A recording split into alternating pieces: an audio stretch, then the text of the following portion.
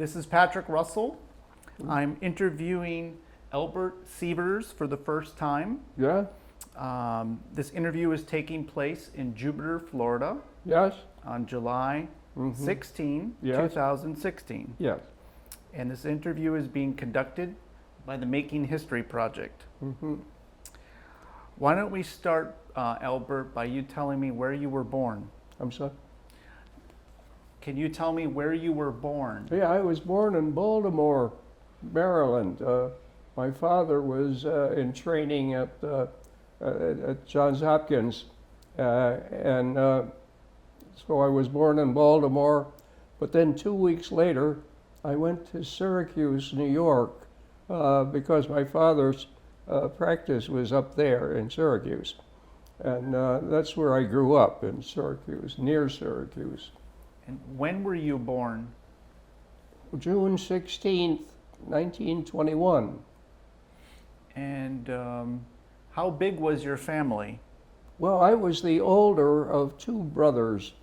I had a younger brother whose birthday would be today, 4 years after me. July 16th, 1925. And so you were in Syracuse as a child? Yes. All right. Near Syracuse, eventually, outside of Syracuse, a little hamlet. It wasn't even a village. It was a crossroads. All right. And describe it for me. What was that like? Well, there's a tiny little crossroads, and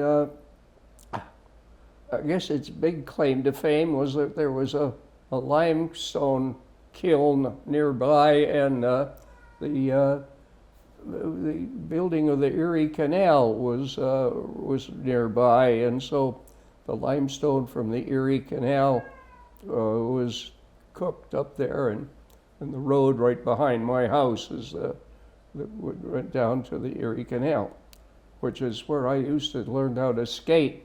As a young boy, I skated on the wide waters of the Erie Canal in central New York.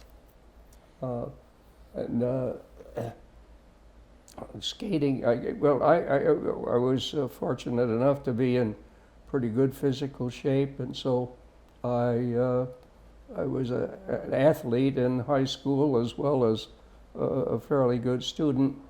As a matter of fact, I was second in my class as far as academics concerned.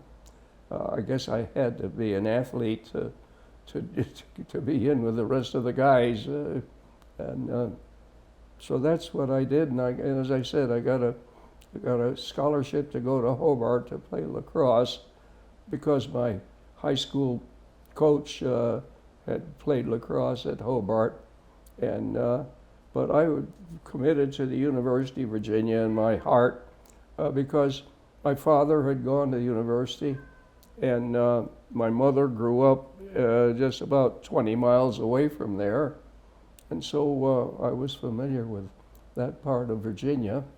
My father's family and my mother's family were both from Virginia, although they met in New York. So I went to the University of Virginia and enlisted in the Army in 1942 and was called to active duty in 43, and away I went. As I said, I was fortunate enough to miss officer candidate school, and I became a lab technician, and the Army sent me to lab school in the United States, and then we got to England, and I was fortunate, just by coincidence, that the Army hospital I was assigned to was a psychiatric hospital, and so I had the opportunity to see a lot of soldiers. Right after battles, we called it, we didn't call it post-traumatic stress in those days. It was called shellshock or something like that. And anyway, I was a lab technician, but I got fed up with the censor.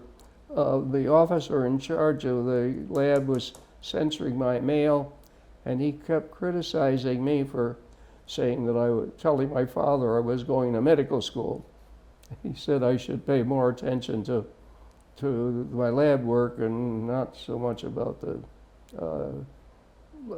what the future was.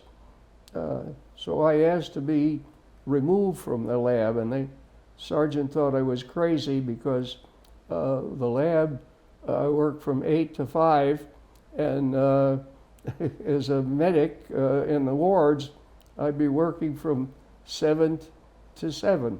And, so anyway, it was the best thing that ever happened to me because I got a chance to see soldiers right after, well, on D-Day, the day right after D-Day, the day after D-Day, soldiers were coming to us that were suffering from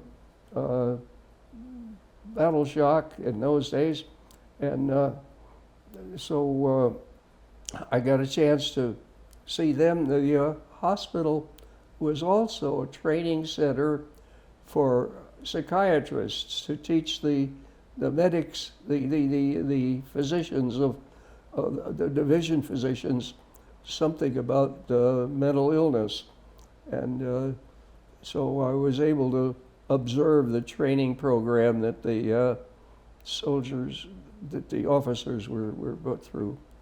And then our unit was changed in name and sent to Belgium. And we arrived in France in August of 1944, right after D-Day. I mean, you know, about 6 weeks after. And so off we went to, we were in Normandy for a couple of weeks, and then we moved on to Belgium. And we were located in a convent, the Christian Brothers convent was in the town, and the Germans had turned it into a hospital, and so we just took over from the Germans. The Germans had been kind enough to make nice barracks for us, nice warm barracks, and so there we were in Belgium. And here again, I was assigned to the wards where I was able to see, we were using insulin in those days, small amounts of insulin to make soldiers' appetite better. And we'd give them a shot of insulin and some sleeping pills, and they'd wake up 6-8 hours later ravenously hungry, and we would feed them sugar-laced oatmeal or something, whole wheat cereal. And so I had a chance to observe the effects of insulin, which again stood me in very good stead later on. As I say, I forgot to tell me that that one of the things the Army did was send me to lab school in Salisbury, England, for about 8 weeks of training there, which again was a fortunate thing because when I went back to college, I had not completed enough credit for a degree, and I needed just a couple more units, and the fact that the Army had trained me for that 8-week period, the university was able to give me a little credit for that training period, so I was able to graduate subsequently. And again, the lab school had helped me an awful lot in the lab work that I had to do as part of the undergraduate stuff. So off we went to, and then the Battle of the Bulge started, and our hospital was right at the tip of the German advance, and the 2nd Armored Division, and I've got some clippings to show you. The 2nd Armored Division was stationed in the town where we were, and it was their job to stop the Germans from getting to the Meuse River, which was 12 miles to our west. And so we were able, and at that point, I had a friend who was a captain in the 2nd Armored Division, and he prevailed on my commanding officer to let me ride with him for a couple of weeks as the Germans were being pushed back to where they come from.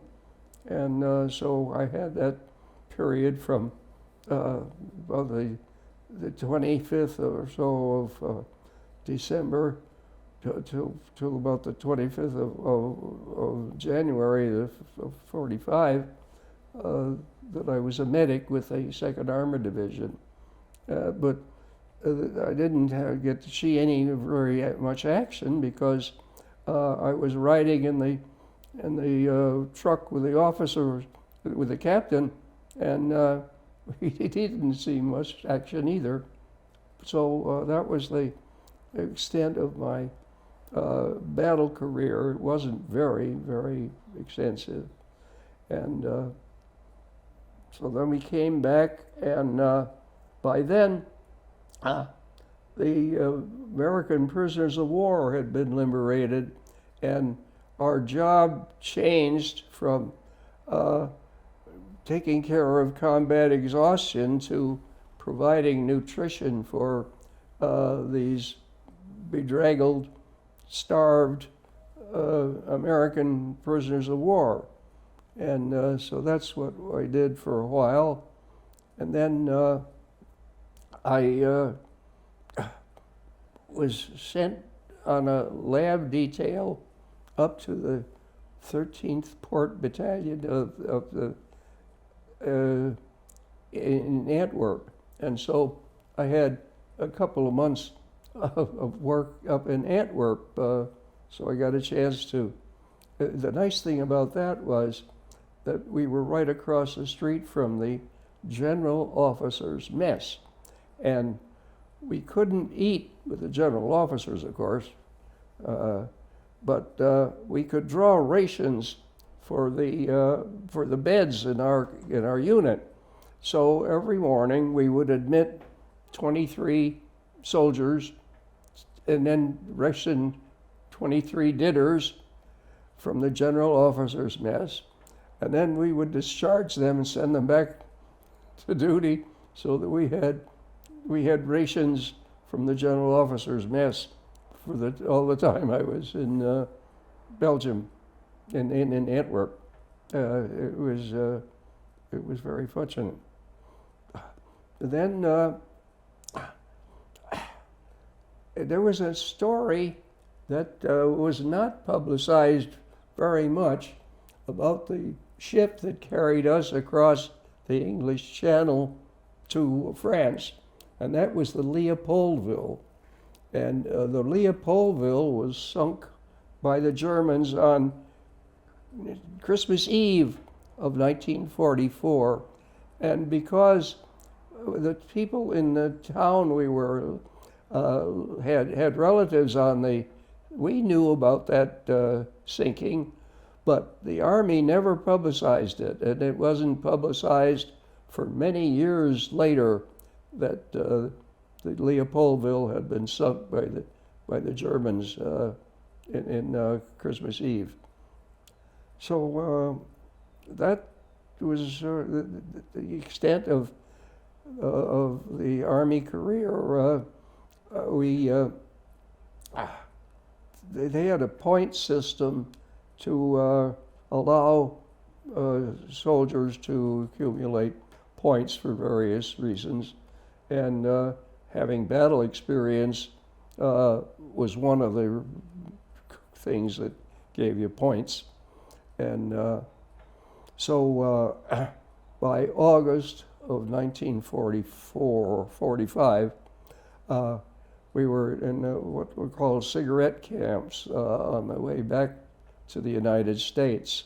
And I came back to the United States on a converted freighter called the Archbishop Lamy, and I was taken down to Fort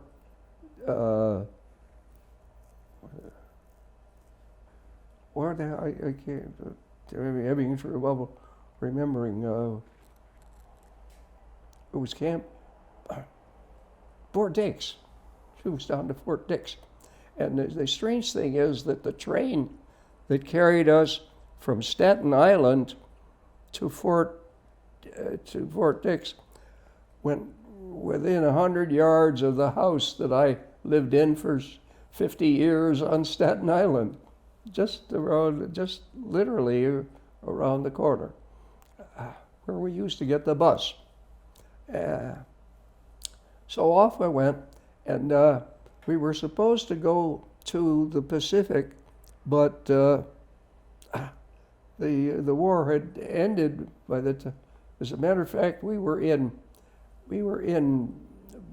Paris on leave from Camp 20 Grand the day that the war in Japan ended, and so there was no reason for us to go out there, and so I was sent home, and but they kept me on active duty until November of that year. I don't know why. I guess they didn't have the clerical staff to process the papers. So eventually I was sent to report back to Fort Dix to get discharged, and that was the and I was discharged in November of 45, and so then I hadn't accumulated enough credits to graduate from college, so I took a couple of courses at Syracuse University, and I again fortunate that the Army had sent me to lab school because I needed just a couple more credits to really qualify for a bachelor's degree, and they gave me credit for that lab school that I went to. They gave me an hour academic credit for that. So I finished there, and then I was applying to various medical schools, and I had a friend who was rather well known, Willis Carrier, the air conditioning man. And Willis was his wife was a very close friend of my then mother-in-law, and Willis and I became friendly. And so Willis wrote a couple of letters, and I could get to Cornell the following year. But my father had a friend who was sent to, he was a neurologist in New York who was from Queen's University in Belfast, and he'd been asked to find an American student to take up an exchange fellowship in honor of an American woman who was in Belfast during the war and married a Irishman. So he took the lazy way out. He appointed me, and off I went to Belfast. And lo and behold, I got there, and I found out that it was 5 years instead of 4. And but then I was there, and the Army was going to pay my way, and so I stayed. And I would come home in the summertime, and well, anyway, I would come home in the summertime, and then, eventually I married Kim's mother, and then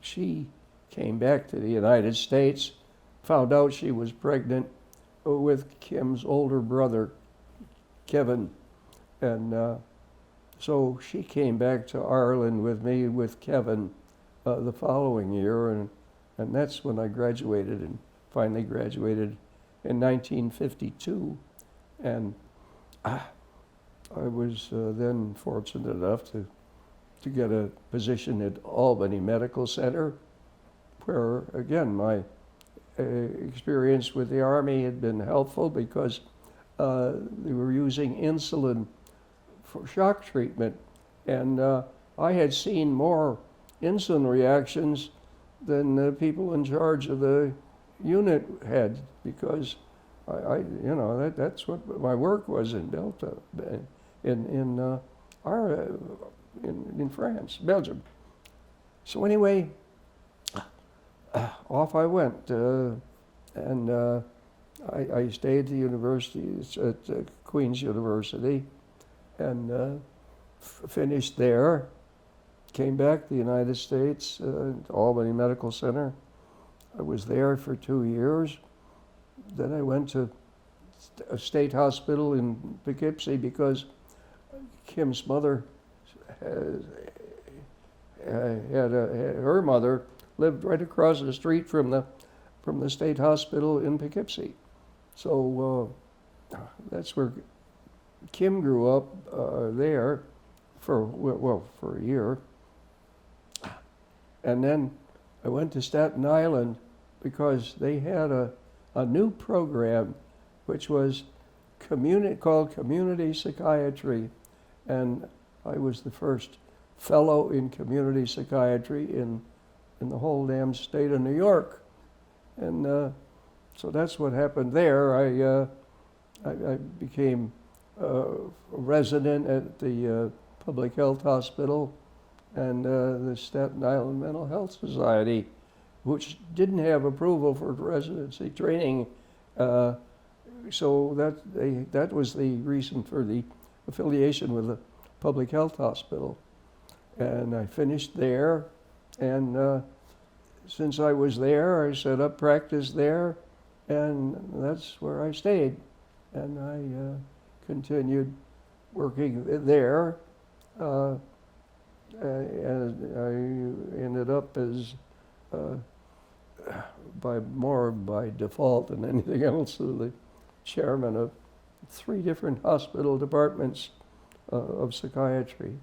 And I was an attending at the 4th hospital. And that was my career. It was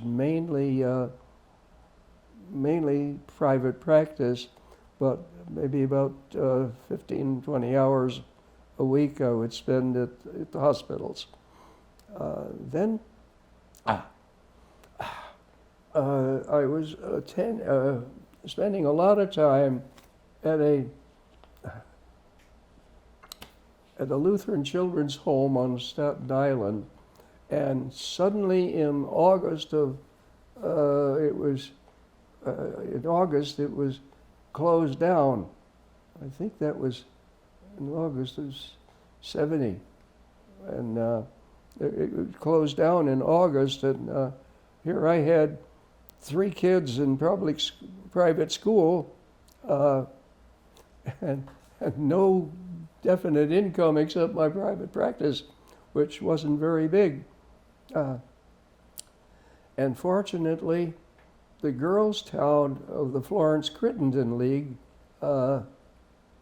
had lost their psychiatrist, and I was hired by them, but it was in Manhattan, and that meant driving into Manhattan every darn day. And but I managed to do that, so that's where I met my second wife, Ellen, whose picture is there. And Ellen and I were very happy together from 1970 until she died in just 2 years ago, in July 7/7/14. It's easy to remember. July 7th, 1921/14. And so that's how I ended up here. And as I said, I'm very happy to be here in Florida. I'm very pleased with, first of all, I think this is an ideal, particularly the department is great. It meets our needs. Kim's room is over there with his own bathroom. Mine is here. The room in the middle is where the television is, and I sit there sometimes and watch television. And so that's, I guess that sort of brings us up to date. Wow, a lot of information. If we could go back a little bit. Sure. Did you enlist or were you drafted? I enlisted. You enlisted. Yeah. Okay. And The serial numbers tell us that. If you look at the serial numbers, the first two numbers, the first tells you whether it was a draftee or an enlisted. That's a 1 or a 3. 3 is a draft number, 1 is an enlisted number. And the second number is the Army group where you entered service. And I entered service in Virginia, and that was the 3rd Army. The 1st Army group was centered in Boston. The 2nd Army group was New York, Pennsylvania, Delaware, and New Jersey. And the 3rd was Virginia and the Carolinas. So anyway, that's what my serial number is, 131171009. and you remember that. Yeah. Yeah. And so this was in 1943? That's when you... What year did you enlist? 43? 42. 42. Yeah. All right. And... But I wasn't called to active duty until 43. Okay. And what were you doing in 1942? I was a student at the University of Virginia. Okay. Not a very good student. I was a piss poor student. All right. And you went to basic training? Sorry? You went to basic training? Yeah, I went to basic training in Camp Barkley, Texas. All right. And as I said, I managed to be selected for OCS, but I got sick, and I missed out in the I didn't get picked up, and so I got shipped off to Alabama, to Dothan, Alabama, to Camp Rucker, and I think it's a fort now. I think it's Fort Rucker. I think it still exists, but I don't think the place in Abilene exists anymore. That's where the basic training was. And then I went to Camp Miles Standish in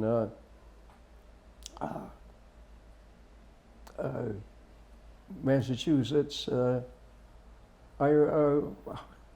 I was on a leave, sick leave, and when the message came to my father that I should report to Camp Miles Standish, and I was visiting my then girlfriend in Delaware, and I said, to hell with him, I'm not going to do it.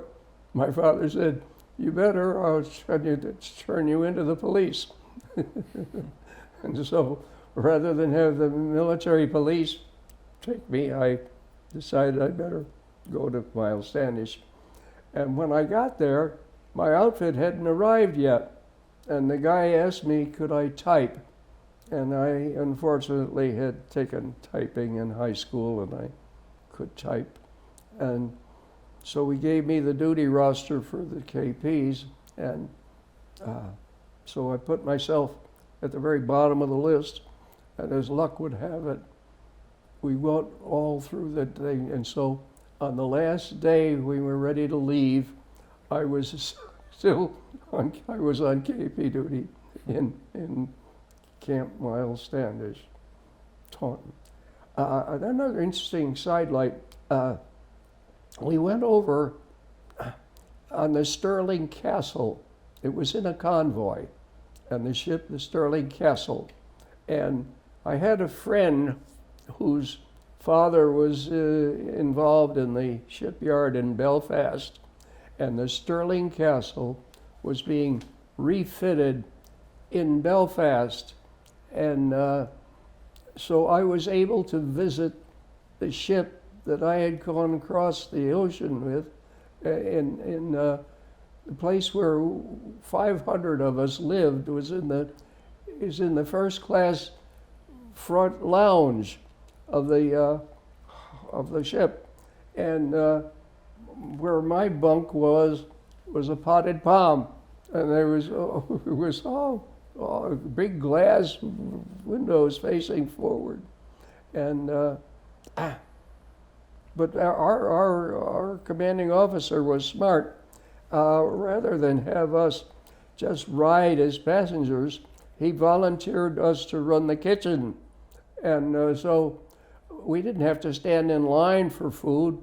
We were serving food, and so we served food all the way across the Atlantic. And so again, we were talking earlier about the fact that I feel lucky.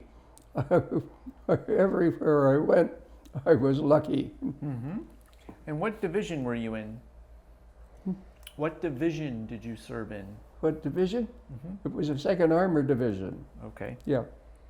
2nd Armored Division, and That was a very brief time. There was just a month from December 25th or 26th to January, middle of January. And then what other division did you serve in? That was it. That was it? And then were you attached to a particular regiment, or were you attached to a regiment or a battalion after that? What? It was Combat Command B, Okay. CCB. All right. And Combat Command B was the unit that I was attached to. and what was your specific role in the Army?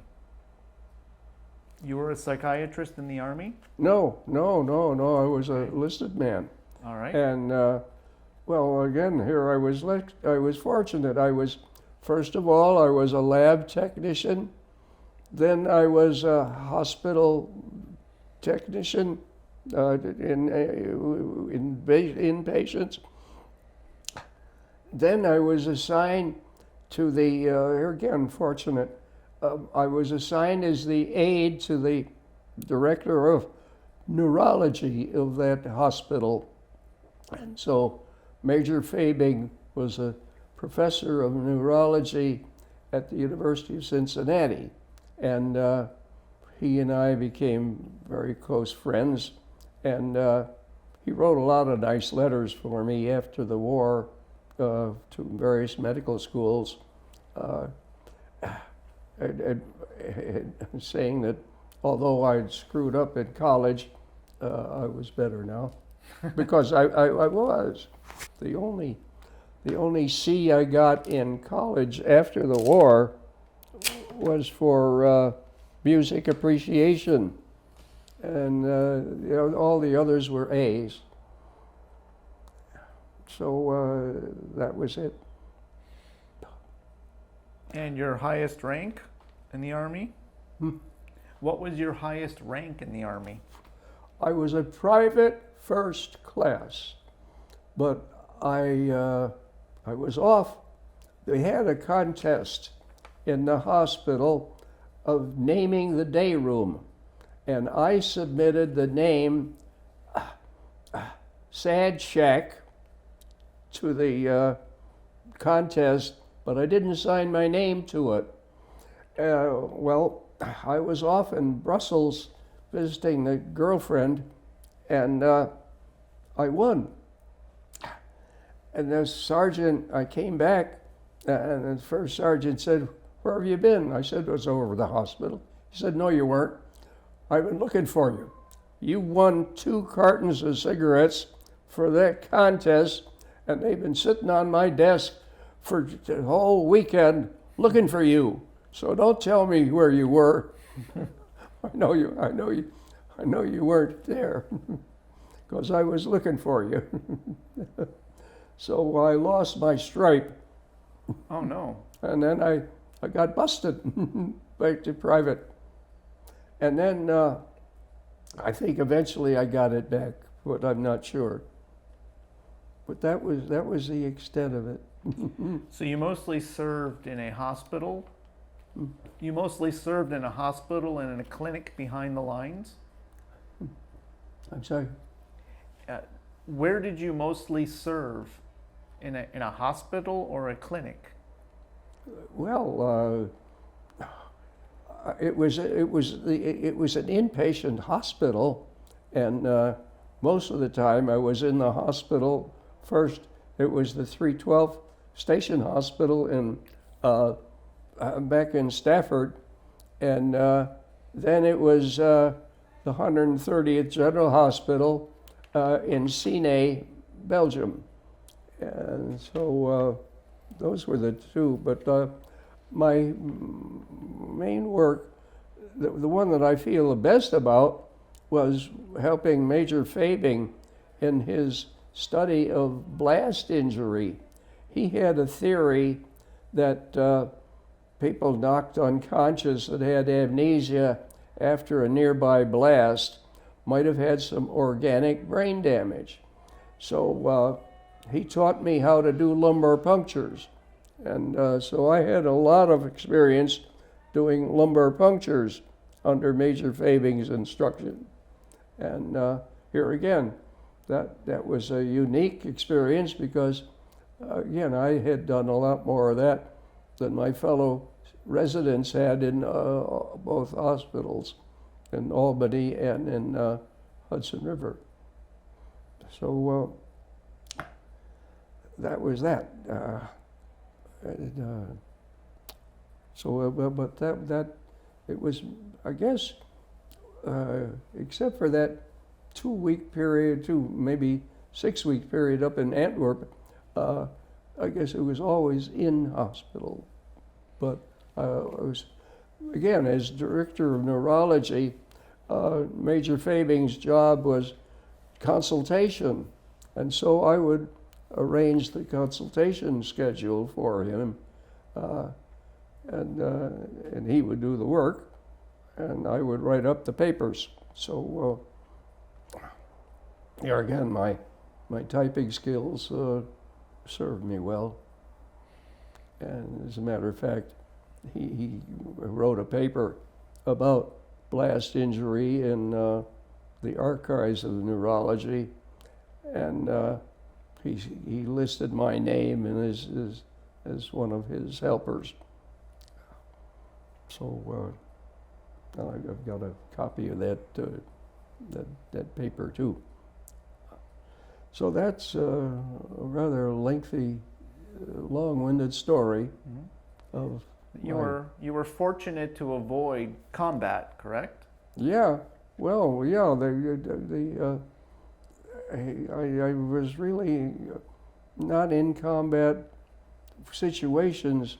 I was in a combat unit, but again, the Germans were in rapid retreat, and the 2nd Armored Division was chasing them, and they were the guys up front were seeing action, but I was back with the officers in the truck, and I didn't see much. I would see occasionally some guys burned, and so I was, treated some burn casualties, but nothing more serious than that. Were you trained to be a medic at that point? Where did I train? Were you trained to be a medic at that point? Or were you more of a technician? I'm sorry. Were you trained to be a medic? Yes. Yeah. Okay. That was the basic training was medical. Yeah, and the officers' course was medical administration, and the guy that ran the laboratory in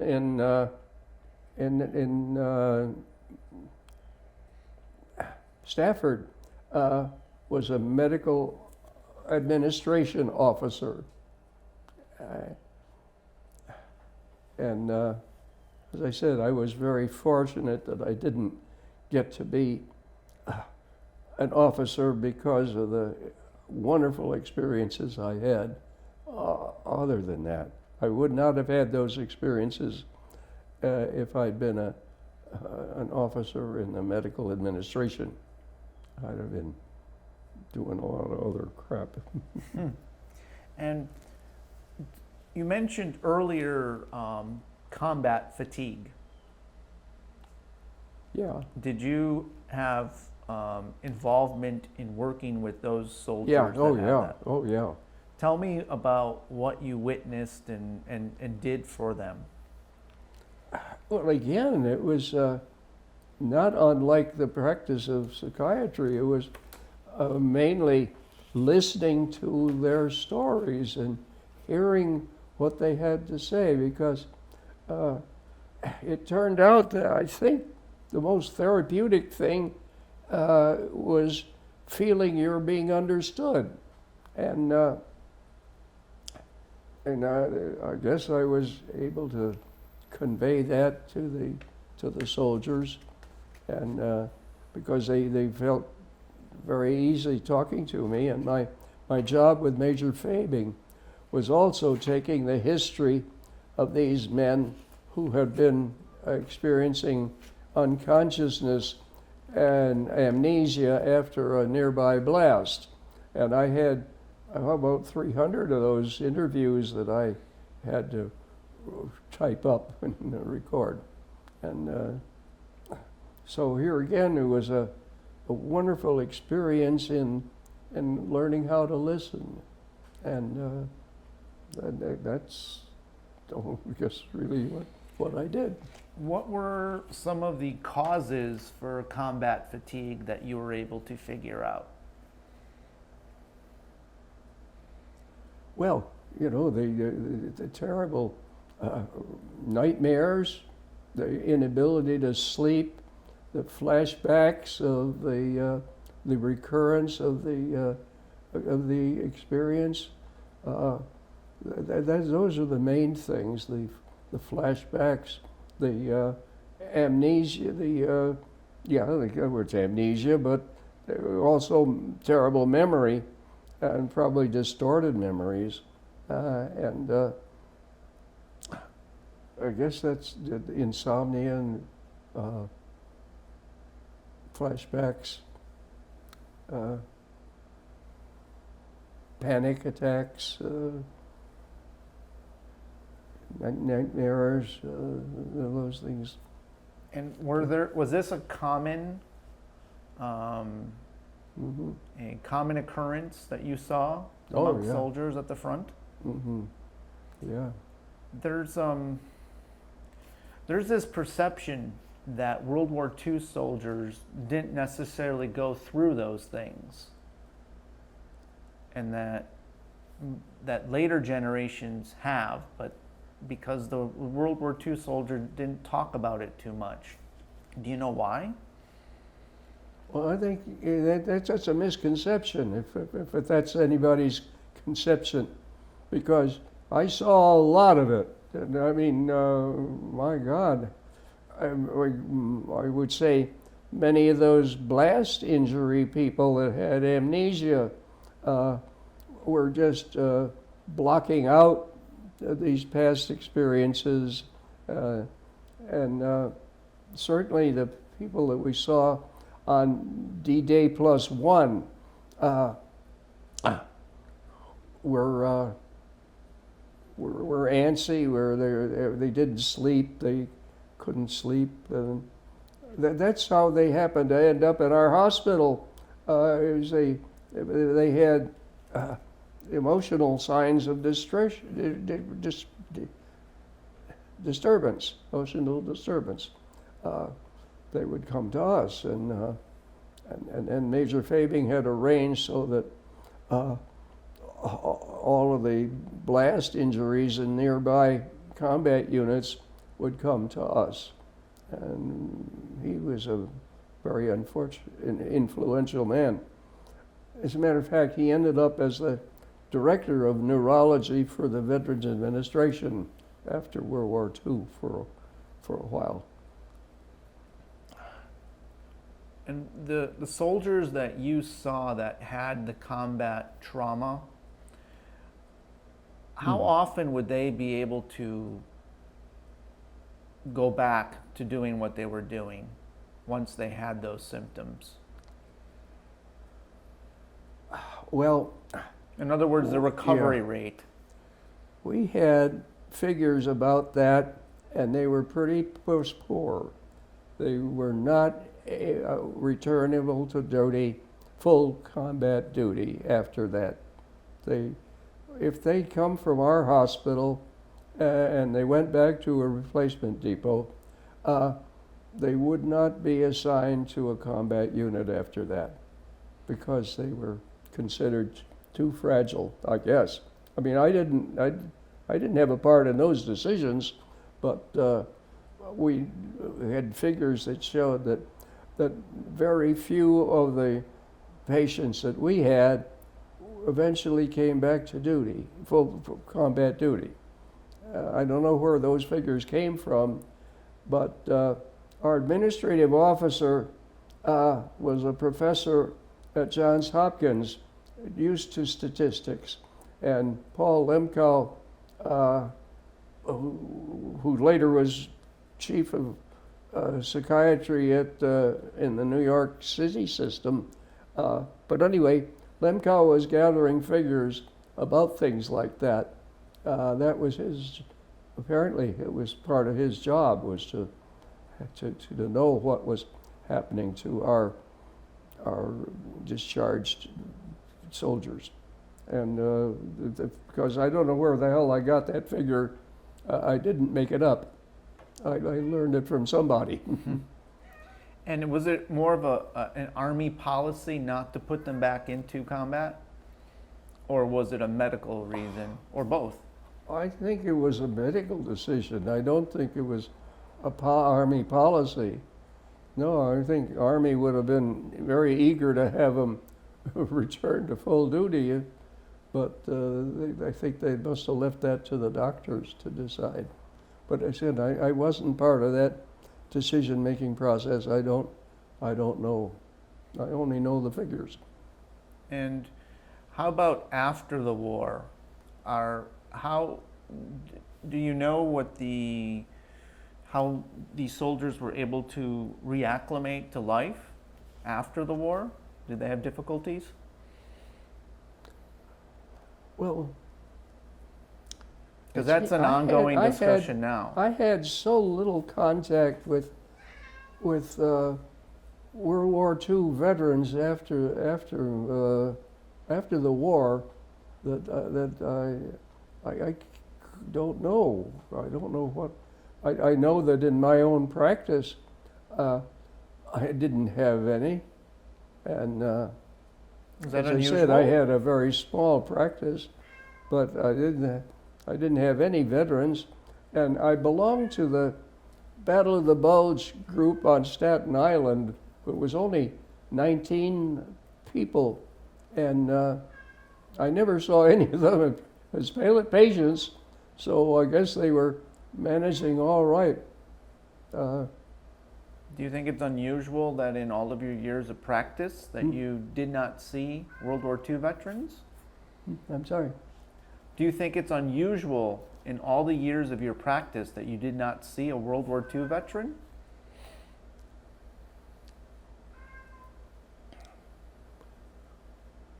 Yeah, I guess it is, but, you know, I think a lot of Staten Islanders were merchant marine beneficiaries, and but I don't know. I don't know what happened. I know after World War II, I went to a class reunion, and I saw a couple of my high school buddies who had been in the Marines in the Pacific, and they seemed to be getting along all right. They didn't have.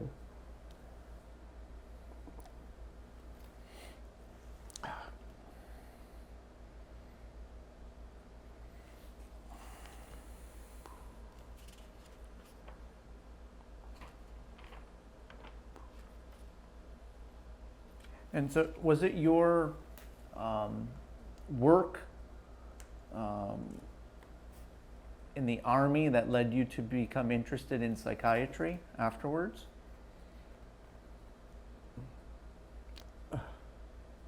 Well, I figured that I tried to figure that out,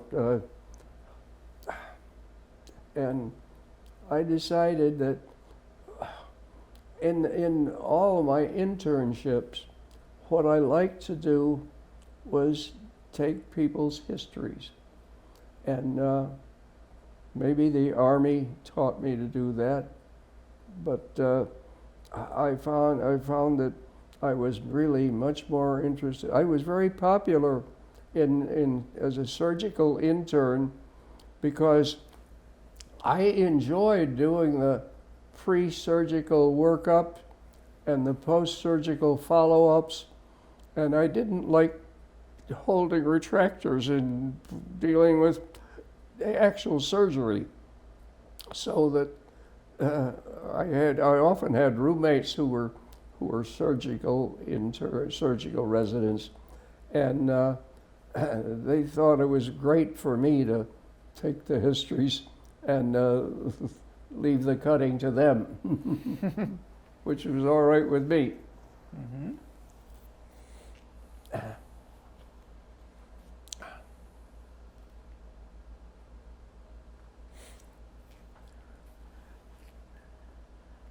Did you experience or suffer any trauma as a result of World War II? Well, my father must have concluded that I did, because he sent me, right after I was discharged, he sent me down to Virginia, where my mother's sister had married a country doctor, Fred Horsley. And Fred Horsley decided that, well, I could just, he talked to my father, and I couldn't sleep. I was having trouble sleeping, and Uncle Fred gave me a sleeping pill for 3 nights, and that was it. He said, "You take these for these 3 nights, and that's all the medicine you're going to get." And so I took the 3 nights, and I enjoyed Aunt Laura's cooking and Aunt Ottaway's cooking, and I guess I got along fine after that. I stayed down there about 6 weeks, 2 months, and I rode with Uncle Fred. I'd sit in the car while he was dealing with patients. I never touched a patient, and so that was. I guess, as I said, that my father must have detected something the matter with me, and no, Kim's uncle, my brother, was not so fortunate.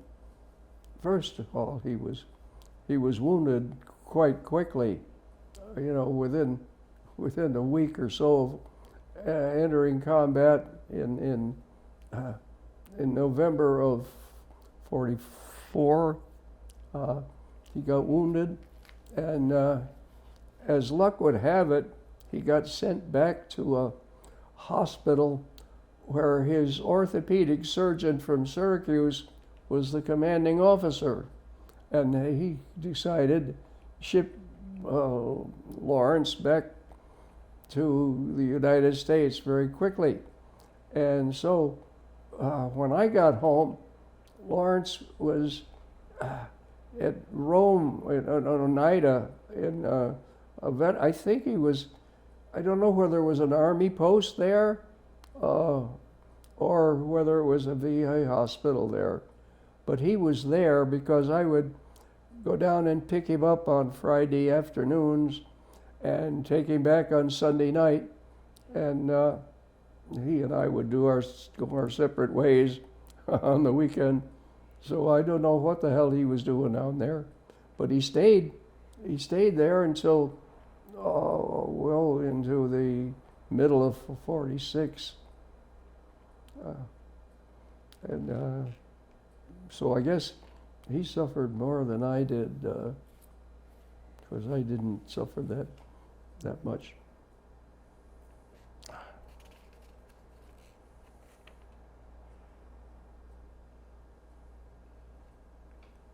Did Bob Erskine have any post-traumatic, post-combat problems? Not really, no. Mm-hmm. No. Did your experience from the war impact you when you returned home? Did anything from the war impact you when you returned home? Outside of anything else that we've spoken about? Well, as I said, my father must have noticed something strange about me, but And you didn't feel any different? I wasn't subjectively aware of anything. I was aware I wasn't sleeping worth a damn, but that was about it. Just the insomnia. But I don't remember having any bad dreams or anything like that. And is there anything from the war that affects you to this day?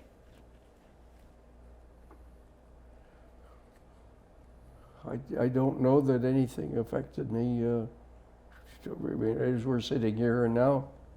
No, I think it's sort of a been there, done that sort of thing. Okay.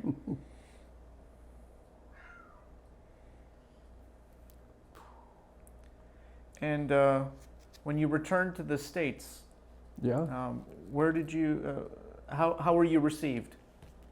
Did you go to any of the parades, or did you go to any of the parades when you returned home? No parade. No parades for you. No. No, when we arrived, it was on Labor Day weekend, and Sunday, Labor Day weekend. And we arrived in Pier 10 on Staten Island. And right over the hump was the public health hospital, and that was between us and the public health hospital was a big street, Bay Street. And what we were impressed by the fact that the cars were so different colors, all the different colored cars, because there hadn't been any colored cars in Europe or in England at all. They were all camouflage or black, and the colored cars. And another thing was that the kids, instead of begging us for ice cream, were buying us ice cream. And I thought that was very strange too, because that had never happened in Europe. So that the two things I remember very vividly were the colored automobiles and the fact that the kids were buying us ice cream. And then as the train really went right by the house where we used to live. For I lived for 50 years, and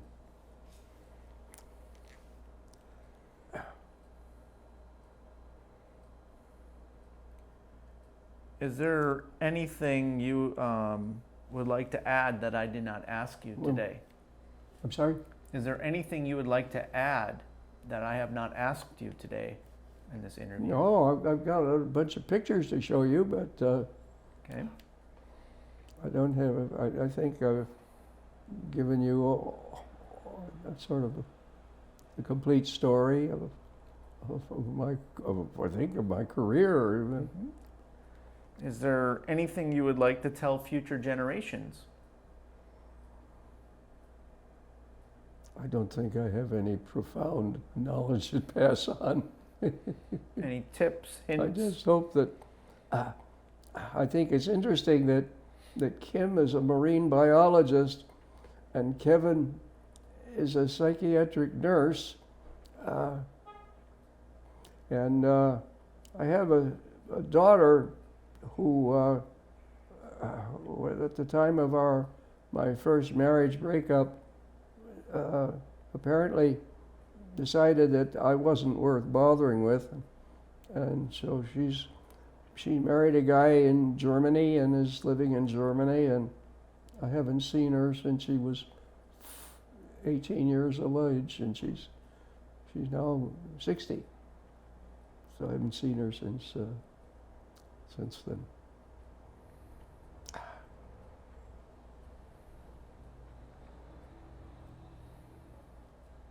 But I don't think I have any bits of information to pass on to the younger generation. Okay. Well, I would like to thank you for taking the time to speak. I would like to thank you for taking the time to meet and speak with me today. Mm-hmm. And thank you for your As service. I said, I don't get a chance to talk about myself very much, so it's been kind of interesting for me too. Okay. It's not been a burden. All right. Well, thank you.